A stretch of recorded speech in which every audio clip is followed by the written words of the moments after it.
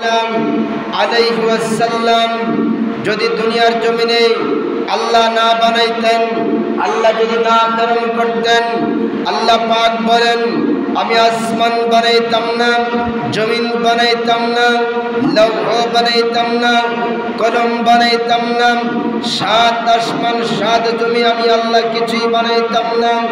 আমি আল্লাহ জান্নাত বানাইতাম না, আমি আল্লাহ জাহান্নাম বানাইতাম না। আমি আল্লাহ এই গোটা পৃথিবীর গাছপালা তরুলতা পানি নদী নদ যত কিছু আছে সকল কিছু আমি আল্লাহ কিছুই বানাইতাম না। একমাত্র সকল কিছু বানানোর একটাই কারণ নবী রহমাতুল্লিল আলামিন। ওই রহমাতুল্লিল আলামিনের এই রবিউল আউয়াল মাস, এই মাসে আমার নবী কামলিওয়ালা আগমন করেছেন।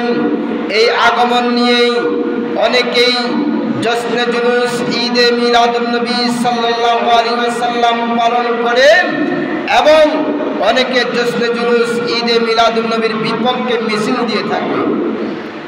যারা জশ্নে জুলুস ঈদে মিলাদুন নবীর বিপক্ষে জুলুসের বিপক্ষে যারা মিছিল দিয়ে থাকে তাদের জন্মের কোনো ঠিক নাই।